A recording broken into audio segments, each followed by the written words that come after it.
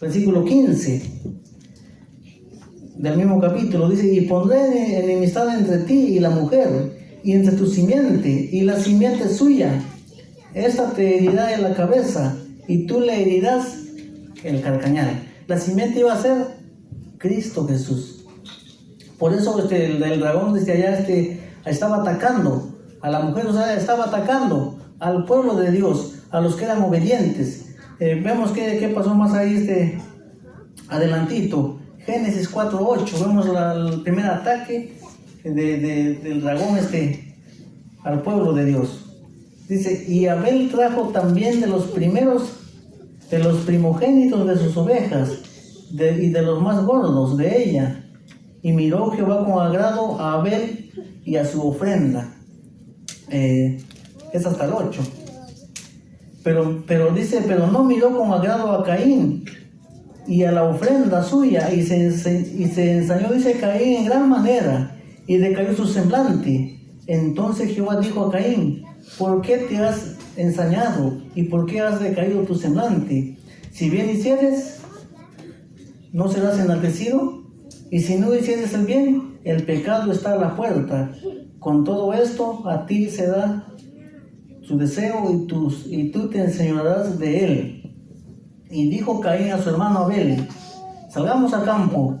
Y aconteció que estando ellos en el campo, Caín se levantó contra su hermano Abel. ¿Y qué pasó? Y lo mató. Caín estaba actuando por medio de ¿quién? O sea, el que estaba actuando era Satanás, por medio de Caín.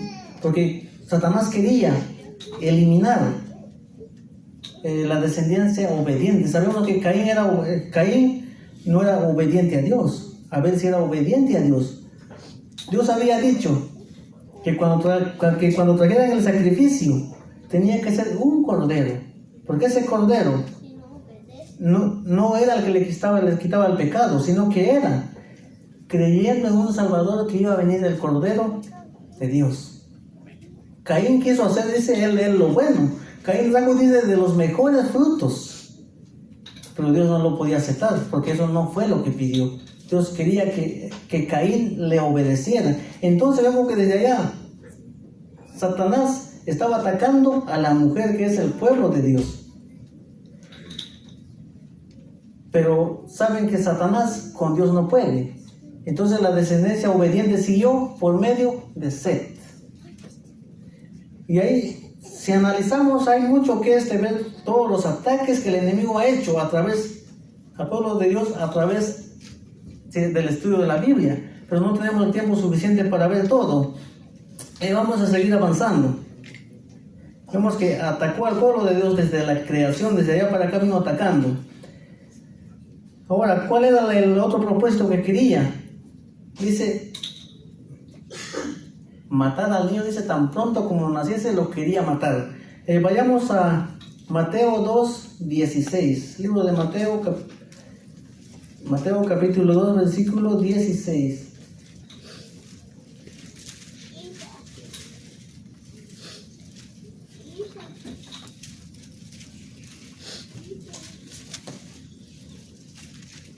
Dice: Herodes entonces, cuando se vio burlado por los magos, se enojó mucho y mandó matar a todos los niños menores de 2 años que habían en Belén y en todos sus alrededores, conforme al tiempo que había inquirido de los magos.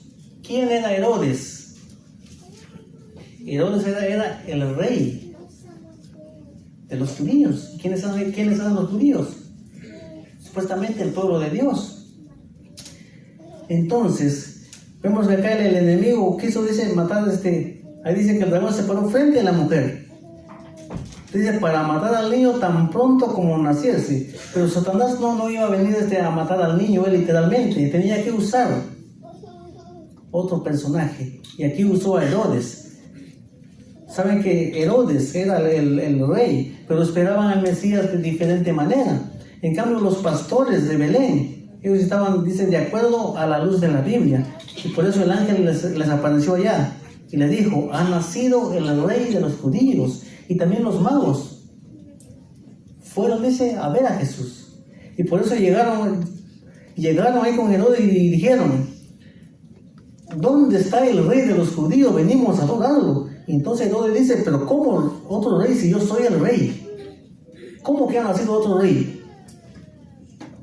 Entonces, ¿qué pasaba con Herodes? Si había nacido otro rey, él ya no iba a ser rey.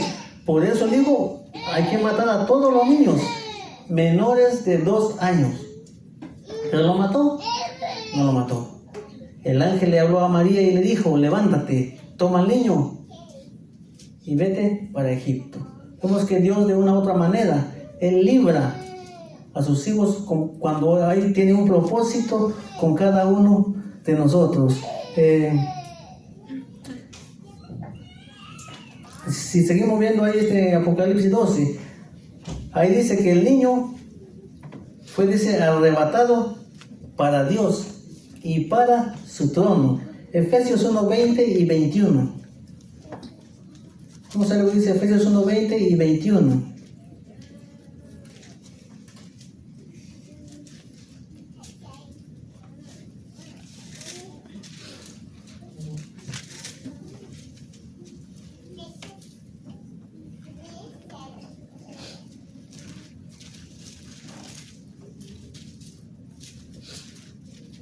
La cual operó en Cristo, dice, resucitándole de los muertos y sentándole a su diestra en los lugares celestiales, sobre todo principado y autoridad, y poder y señorío, y sobre todo nombre, que se nombra, dice, no solo en este siglo, sino también en el venidero.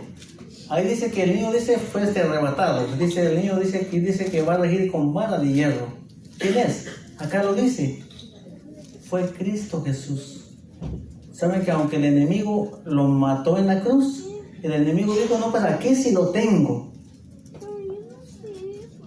Pero se había olvidado que Jesús había dicho que al tercer día iba a resucitar. Así que Jesús resucitó y Jesús se fue para el cielo. Aquí lo confirman los versículos.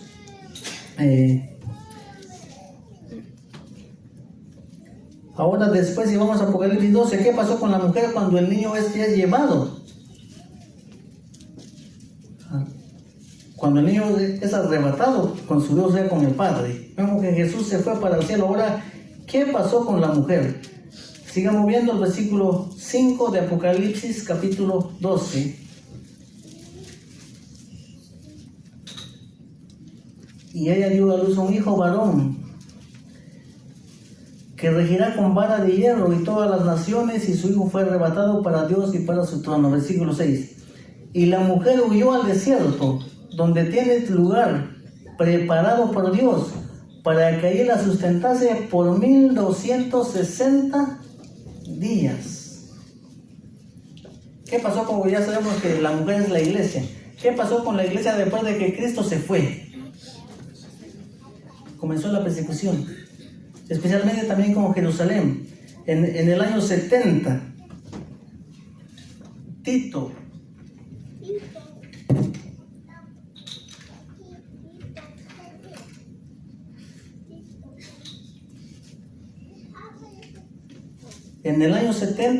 dice, sitió a Jerusalén y la destruyó. Y ahí aproximadamente se murió como 1 millón de judíos. Judíos también cristianos que ya creían en Dios, porque saben que la iglesia principal estaba en Jerusalén. Cuando Pablo iba a predicar, ¿y a dónde regresaba a dar las noticias? En Jerusalén. Esa Jerusalén fue destruida por Tito en el año 70. Y de ahí comenzó una gran persecución. Saben que el pueblo de Dios, la iglesia que Cristo había dejado, dice, se esparció por todos los lugares. Y de esa manera el evangelio iba entrando, porque unos fueron para allá y predicaban de Jesús, otros iban para allá y predicaban de Jesús. Por eso cuando Pablo iba predicando, se encontraba con gente que ya creía en Jesús. Entonces, por eso dice, la mujer dice, huyó al desierto. ¿Qué significa desierto? ¿Qué hay en el desierto? Soledad, sufrimiento, no hay agua, no hay alimento. Y acá dice que fue por 1260 días o años. ¿Saben qué pasó? Roma comenzó a reinar, ¿qué? desde el año 538 antes de Cristo. Por eso cuando Cristo nació ya estaba gobernando Roma. Cristo nació en el año 3, contándose para atrás. Entonces de Cristo para acá se empezó a contar ya 1, 2, 3, 4, hasta ya vamos al 2019. Entonces por eso en el año 70 después de Cristo fue donde Tito destruyó Jerusalén. Entonces dice, la mujer se huyó al desierto. Desde ahí pura persecución, mayormente en la Edad Media. ¿Cuánto dice? Miles y millones de cristianos morían, pero morían manifestando su fe en Cristo Jesús. Dice que las calles de Grecia corrían sangre como un río, dice, en las calles. Salen de las guillotinas para matar a los cristianos, porque entre más mataban, ¿qué pasaba? Más creían en Cristo y no podían. Por eso inventaron la guillotina. Solamente caía la hachita y se rodaba la cabeza para allá y el cuerpo para otro lado. Matazón de cristianos. ¿Quién lo estaba haciendo? El poder romano religioso. Ahí dice Apocalipsis 17, la otra mujer que ve Juan, la mujer dice escarlata. ¿Qué quiere decir que escarlata? O sea, una mujer roja. ¿Qué iba a hacer? Dice el derramamiento de la sangre de los cristianos. Por eso dice que cuando Caín mató a Abel, dice, era una miniatura de lo que el enemigo de Dios iba a hacer en los 1260 años. La iglesia anduvo persiguiendo a los cristianos, pero es la iglesia de Roma. ¿Cómo fue que la iglesia de Roma llegó a eso? Saben que Constantino, él no era cristiano, él era un rey pagano. Y cuando le hablaron de Cristo, él dijo, pues ¿qué tiene que yo también crea en Cristo? Pero ahora él, teniendo el poder civil y el poder religioso, fue el que hizo todos los cambios que dice Daniel 7:25. Que echaría la verdad por tierra, cambiaría la ley de Dios, y lo cambió. Y todo el que no obedecía era muerto. Murieron bastante gente en ese tiempo del emperador Constantino, y en realidad Constantino, él no adoraba a Jesús, él adoraba al sol. ¿Y de dónde viene la adoración al sol? Saben que después del diluvio de Cam siguió la descendencia mala, o sea, la que no era obediente a Dios. Y Nimrod dice, era un hombre inteligente, era un hombre sabio. Fue el que comenzó a construir la torre de Babel. El propósito era que si Dios mandaba otro diluvio, ellos no les pasaba nada. Y comenzó la construcción. Ya sabemos que ahí Dios confundió el lenguaje y ya no pudo seguir la construcción. Pero era un hombre bien inteligente. Entonces creen que Nimrod no murió, sino que se trasladó de la tierra al sol. Por eso de ahí venían adorando al sol, adorando a este personaje Nimrod. Y vemos que ahí ellos hacen también para que la gente cree que sí, este personaje se fue al sol. Ahora por eso Constantino, teniendo ya el poder de la iglesia, puso el día domingo como día del Señor. Y dijo, y en conmemoración de la resurrección de Jesucristo. Pero en realidad él sabía que él no estaba adorando a Cristo, sino al Dios Sol. Entonces el que no obedecía era matado. Y tantas verdades, ¿se acuerdan que la Iglesia Católica decía que para que Dios te perdonaba tenías que hacer tantas penitencias, tenías que caminar, digamos, aquí se habla de pies, unos 100 pies de rodillas sobre vidrio, y así Dios te iba a perdonar, si no, no te perdonaba, y si no tenías que pagar para que Dios te perdonara. Y entonces comenzó también la reforma ahí en Roma. Pero vamos a ver lo que sigue diciendo Apocalipsis para seguir detallando un poco.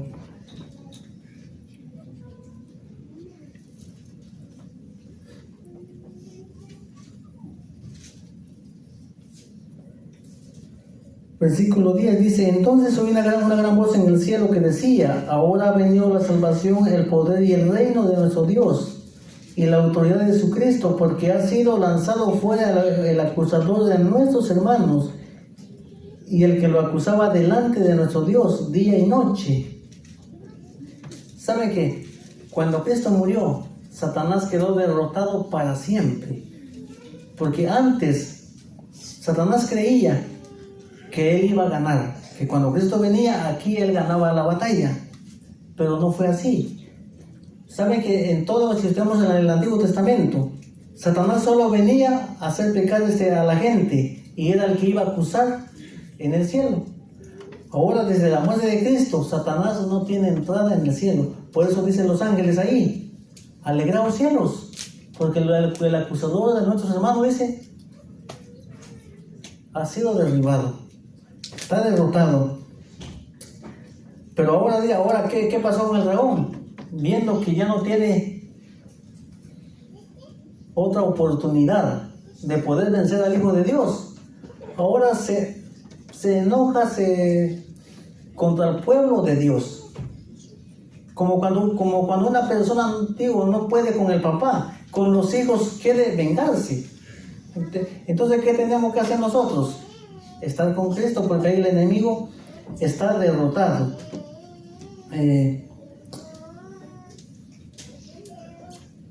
Acá dice, versículo 13, vamos a ir salteando que ya no tenemos tiempo.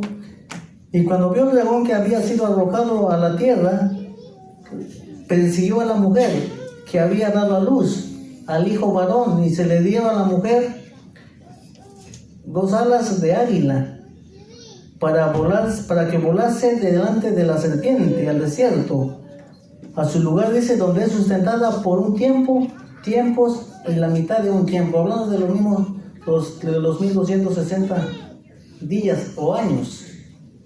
Entonces, aunque el pueblo estuvo sufriendo, pero saben, Dios nunca lo abandonó. Dios estuvo con ellos. Por eso es un desierto. Como cuando el pueblo de Israel salió de Egipto en camino a Canaán. Aunque el pueblo era rebelde, pero Dios nunca lo abandonó. Dios siempre lo estuvo sustentando. Saben que de noche, ya vimos ayer que lo guiaba la columna de nube. De noche era la que alumbraba, y de día era la que les hacía sombra. O sea, ellos no sufrían calor. Pero cuando desobedecían, ahí se sufrían la consecuencia de la desobediencia. Y ya las serpientes que había en el desierto, entonces ya los mordían y comenzaban a morirse. Entonces vemos que, aunque el pueblo sufrió, pero Dios estuvo con ellos. Aunque parece que, digamos, pensaban que ya no había alguien que servía a Dios. Sí había, como fue con Elías. ¿Sabe que él pensaba que solo él había quedado? Y Dios le dijo: no, hay más que no han doblado sus rodillas ante Baal. Y así es en este tiempo. A veces creemos que no hay nadie fiel a Dios. Quiero decirte que sí hay. En la persona que tal vez tú ves que no hace nada, que nomás está ahí, quién sabe si no por esa persona la iglesia sigue en pie. Es igual como el corazón. Vemos que el corazón no lo vemos, pero es lo más importante en nuestro organismo. Una persona no puede vivir sin el corazón. ¿Lo vemos? No lo vemos. Vemos que si nos quitan una mano, nosotros podemos vivir. Nos sacan un ojo, podemos seguir viviendo. Podemos vivir nada más con un riñón, pero sin el corazón nadie puede seguir viviendo. Entonces, Dios tiene preparado hijos en cada iglesia, aunque esté en persecución. Él dice, las 2 alas de águila significaba el sustento de Dios en medio del desierto. ¿Qué pasó después? Ahora el dragón, Satanás, pero ahora ya por medio de este poder, ahí dice, arrojó, dice, de su boca, dice, un río, para que arrastrase a la mujer en el desierto. Juan estaba viendo esa visión así. Pero ¿qué pasó? La tierra, dice, ayudó a la mujer. ¿De qué manera la tierra ayudó a la mujer? Vamos a ver primero qué significa el río, el agua, que el dragón dice, echa contra la mujer. Apocalipsis capítulo 17, versículo 15. Apocalipsis 17, 15.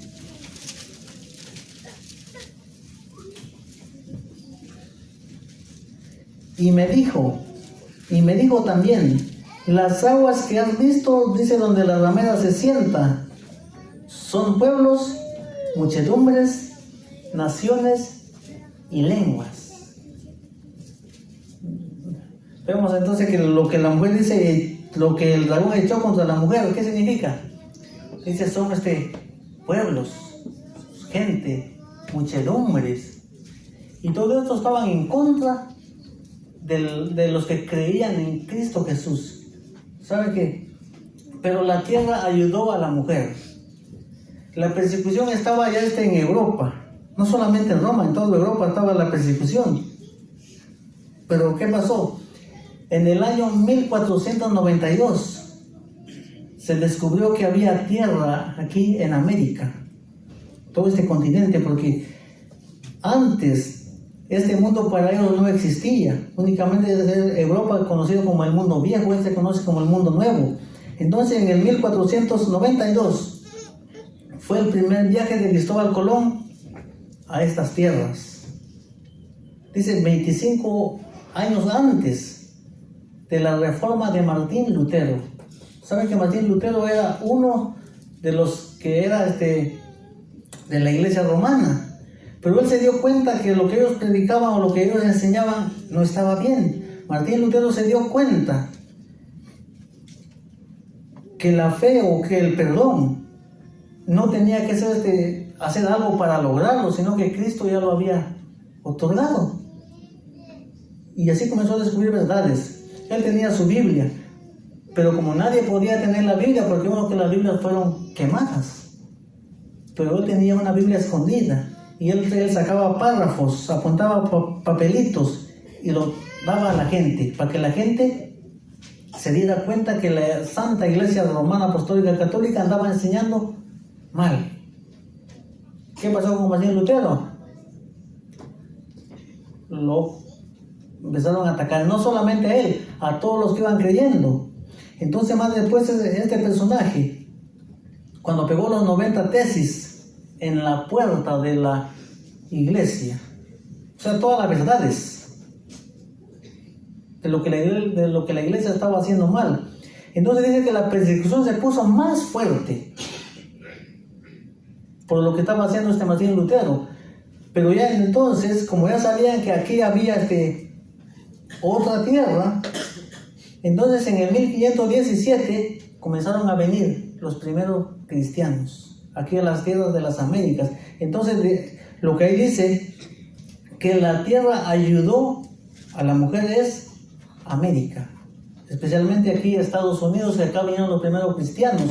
¿Se acuerdan que acaban de celebrar lo que es Thanksgiving, acción de gracias? Los primeros cristianos cuando vinieron a Massachusetts dijeron gracias Señor, porque cuando ellos vinieron perseguidos eran puros cristianos, y por eso se firmó la ley libertad religiosa. Aquí no vamos, dice, a obligar a que guardes esto a como es. No, libertad religiosa. Tú sirve a Dios como ves que es bueno. No vamos a discutir en eso. Y por eso pusieron los 2 días, sábado y domingo.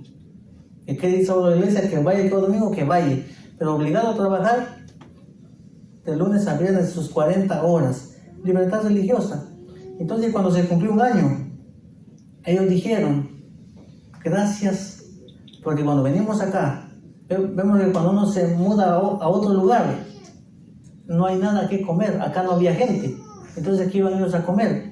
Si sembraban sus sembrados, lleva tiempo para cosecharlos, pero dice que no tenían alimentos, pero ahí había pavos, allá por norte, Massachusetts. Usted dice los pavos que son como rebaños, andan entre montones. Entonces lo que comían era puro pavitos. Por eso al año ellos dieron gracia, que aunque no tenían nada, pero había pavos, y así sobrevivieron los primeros cristianos. Así que de esta manera la tierra ayudó a la mujer, que fue la tierra de América. El mundo viejo se conoce en la Biblia como mar, como agua, como ríos, hablándose así en términos de profecía. Vamos a ver, vamos a seguir viendo otras partes importantes de este capítulo. Pero la tierra ayudó a la mujer, pues la tierra abrió su boca y tragó el río que el dragón había echado de su boca. Versículo 17. Entonces el dragón se llenó de ira contra la mujer y se fue a hacer guerra contra el resto de la descendencia de ella, los que guardan los mandamientos de Dios y tienen el testimonio de Jesús. Vemos que el dragón no se queda conforme. Viendo que en la tierra ayudó a la mujer, absorbió ese río. Ahora dice, se va a hacer guerra contra el resto, contra el remanente. ¿Saben y quiénes son? Los que guardan los mandamientos de Dios y tienen el testimonio de Jesús. ¿Quiénes son esos? Si vemos con todas las demás denominaciones, no guardan los mandamientos de Dios completamente. Aunque sí guardan mucho, pero se les sacan el cuarto. Entonces dice que este remanente tiene que estar de acuerdo a los 10 mandamientos de Dios y de acuerdo al testimonio de Jesucristo, que sabemos que nuestra iglesia cuenta con esas cualidades. Vamos a ver lo que dice Apocalipsis 19:10.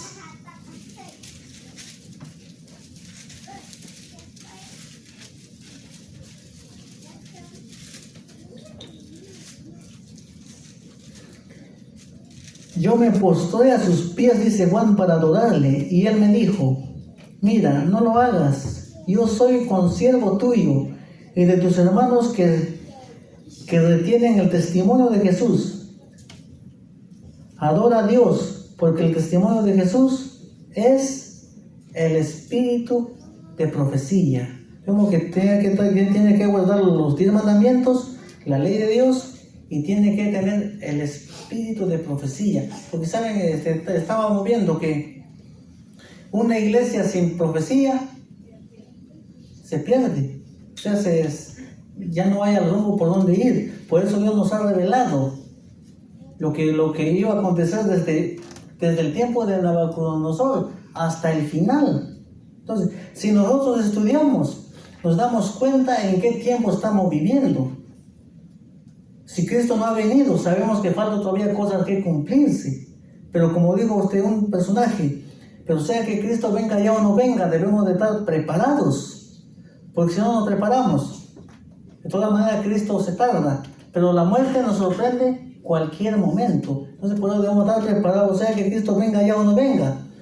Pero si la muerte viene y morimos en Cristo, cuando Cristo venga, seremos los primeros, dice, que resucitamos y nos iremos con Él.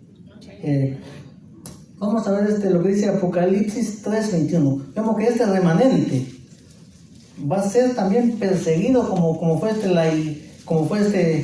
la mujer, como fue la iglesia en el tiempo de la Edad Media. El remanente también va a ser perseguido. Pero vamos a ver lo que dice Apocalipsis 3:21. Al que venciere le daré que se siente conmigo en mi trono, así como yo he vencido y me he sentado con mi Padre en su trono. Vemos que es maravillosa promesa de Jesucristo. Si vamos a sufrir, vamos a pasar cualquier prueba, hay quienes van a dar la vida, vamos a dar la vida por el Evangelio, por la verdad. Pero dice, al que venciere, yo le daré que se siente, dice, en mi trono. Dice, como yo he vencido y me he sentado con mi Padre en su trono. Saben que Jesús, Él ya estuvo aquí con nosotros.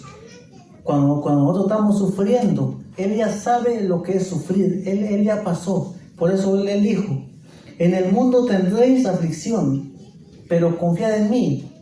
Yo he vencido al mundo. Así que cuando tengamos problemas, sabemos que problemas van a haber.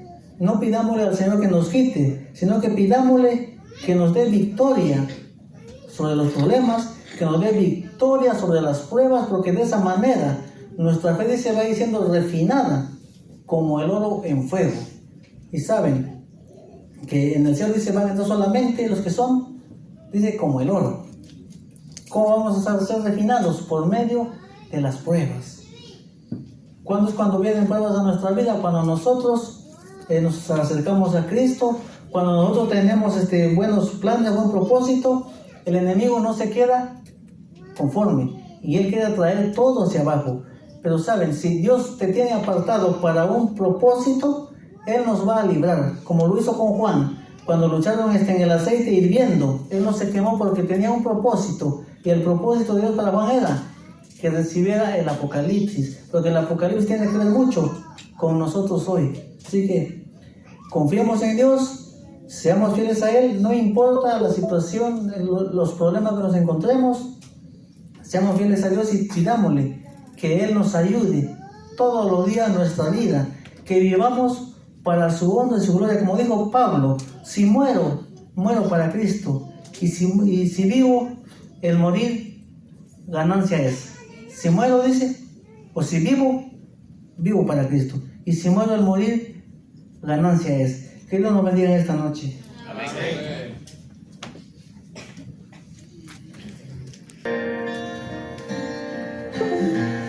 Hay días que